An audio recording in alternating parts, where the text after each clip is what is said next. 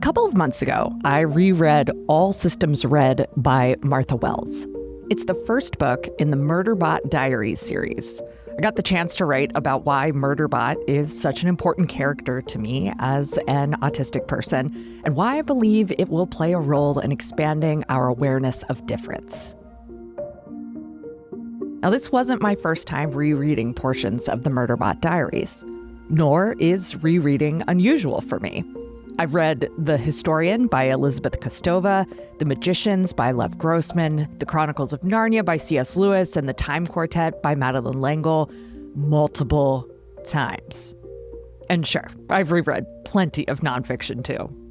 I've listened to Tina Fey's memoir Bossy Pants on a boatload of cross-country flights, and I've watched 30 Rock in full more times than I care to admit here.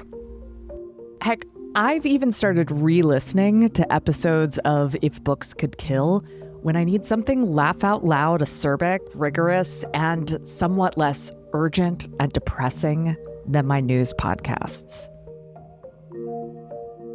I suspect many people have those books and media that are at once comforting in their familiarity and rich enough to enjoy in new ways with each repetition. Among my fellow rereaders, rewatchers, and re-listeners out there, I think there's a tendency to put that repetition in the guilty pleasures bucket. After all, why reread, rewatch, or re-listen if you can read, watch, or listen to something new? Rereading, rewatching, and re-listening aren't a very productive way to spend time. I mean, if you're listening to this, I'm going to assume you don't feel a ton of guilt about your guilty pleasures, especially not your rereading habits. And you might even have gagged a little when I said that these habits aren't productive. That said, I want to make the case for embracing rereading, or rewatching, or re-listening, not only because it's familiar and comforting, but because it's an incredible opportunity to rediscover yourself.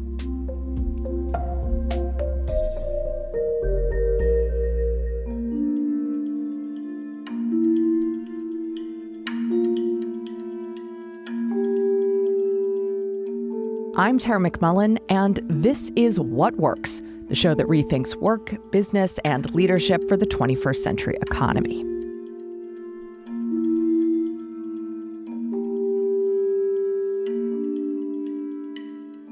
I started thinking about the experience of rereading when I was preparing for Summer Seminar. Last year, I reread Becky Chambers' Monk and Robot for Summer Seminar. And this year, I reread The Practice, the Horizon, and the Chain, a sci-fi novella about a wandering fleet of ships with a brutal class system. In the Chicago Review of Books, Jake Casella-Brookins writes that Sofia Samatar has given us a wonderful bit of science fiction that rewards close reading, lyric and mythic, but also densely realized. And it does indeed reward close reading. I first read the story last summer when it came out to rave reviews. It's a one-sitting kind of book, and I tore through it on a rainy afternoon with a cat sleeping at my feet. This year, I read it outside under the mid-morning sun, pen and sticky flags in hand. My second reading was a flood with the poetic, structural, and metaphorical choices the author made. The color blue, the various types of circles, the repetition of the word breath, the power of names.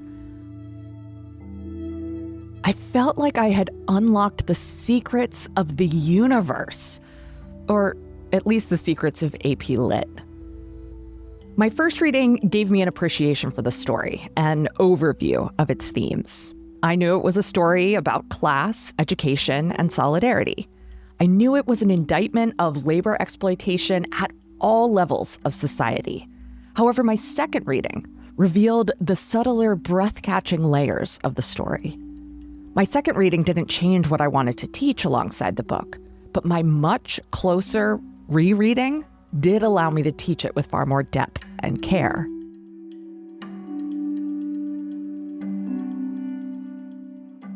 Rereading, rewatching, and re-listening are also on my mind as a writer and podcaster. Over the last couple of years, I've done a fair amount of revising old work alongside the usual deluge of new work I produce.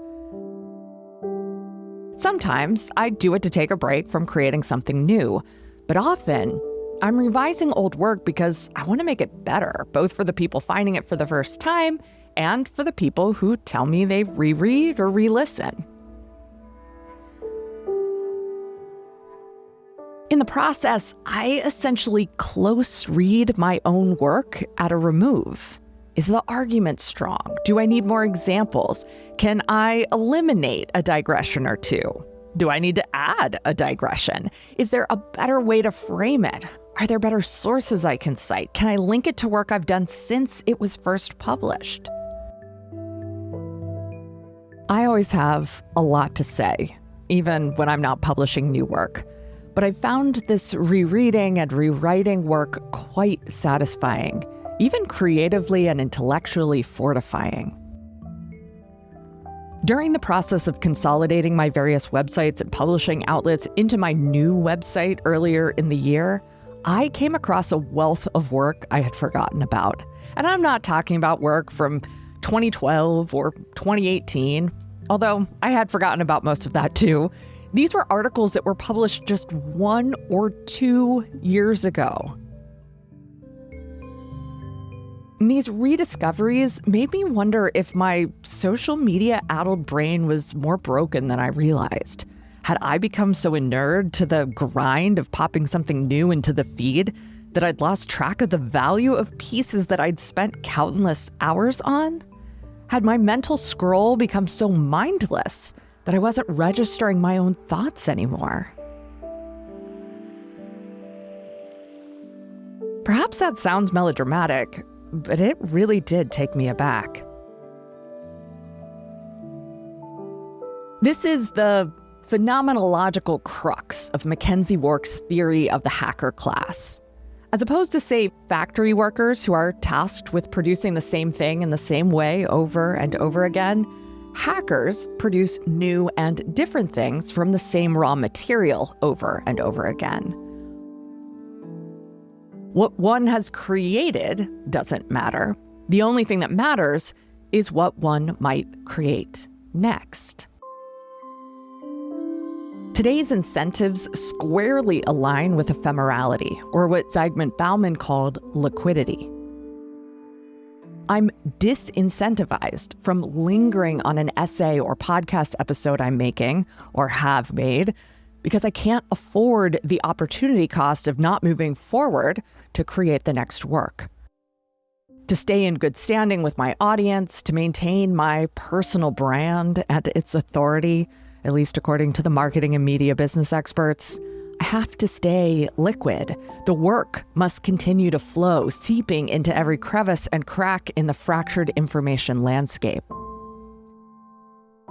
Bauman writes, "Since the present-day commitments stand in the way of the next-day opportunities, the lighter and more superficial they are, the less is the likely damage." So not only am I incentivized to move on as soon as I hit the publish button, I'm incentivized to keep the work I publish light and superficial. And I am not good at this, and I don't want to be. But the economics of deep and expansive tend to be quite bad, often prohibitively so.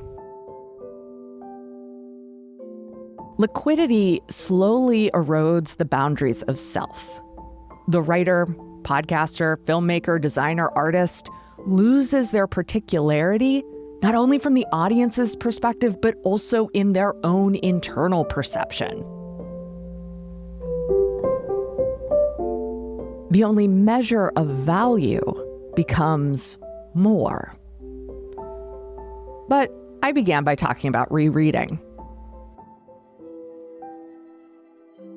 Rereading, or rewatching, or re-listening reconnects us with work in a way that reclaims its particularity.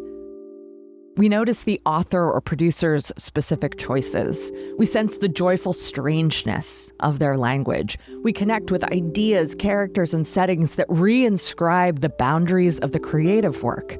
We sense the time and care the creator invested in their expression. What's more, we rediscover our own boundaries, choices, time, and care. We notice the ways in which re-engaging with creative work reveals who we were and who we've become.